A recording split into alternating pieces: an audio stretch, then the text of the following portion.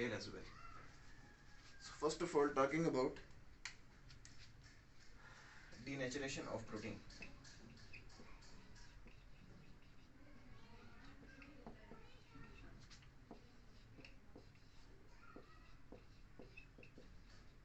So how a protein is denatured. But before it, I would like to tell you about the what is actually denaturation. Denaturation is actually, you can say, the abnormal shape of protein.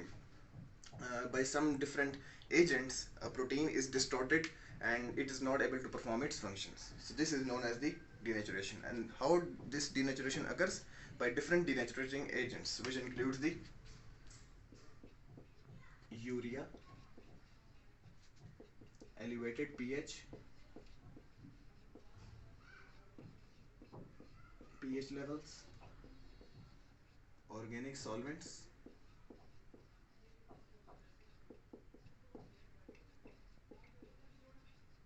and high temperature. And high temperature. So these are the factors which actually cause the denaturation, which actually cause the denaturation of proteins.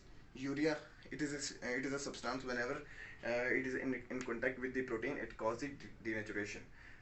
Elevated pH levels, we know that whenever the pH is elevated, it actually disrupts the ionization of that protein. So that's why protein is distorted by the elevated pH levels. Moreover, different organic solvents, which include different acids, also cause the denaturation in the protein. And also high temperature. How high temperature causes the denaturation?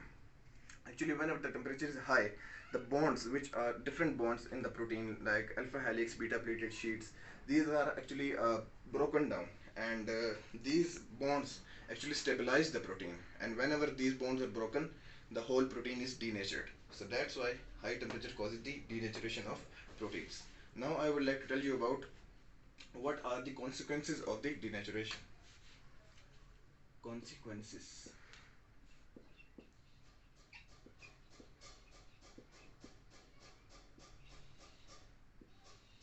First of all, loss of secondary and tertiary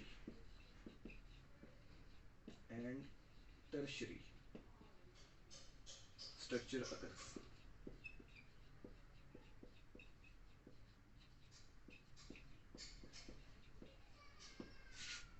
And loss of function. So after the denaturation, what happens that secondary and tertiary structure of the protein is lost, which ultimately leads to the loss of function of that particular protein. So that protein becomes abnormal, and it performs the function differently and abnormally.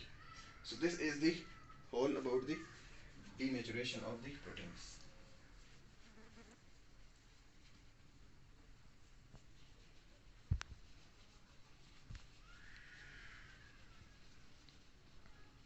Now, I would like to add one more point in it.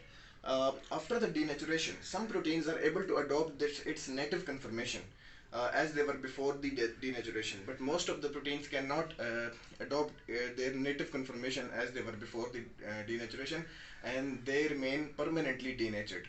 This process is known as the irreversible denaturation, in which the protein remains permanently denatured as it is not able to adopt its native conformation.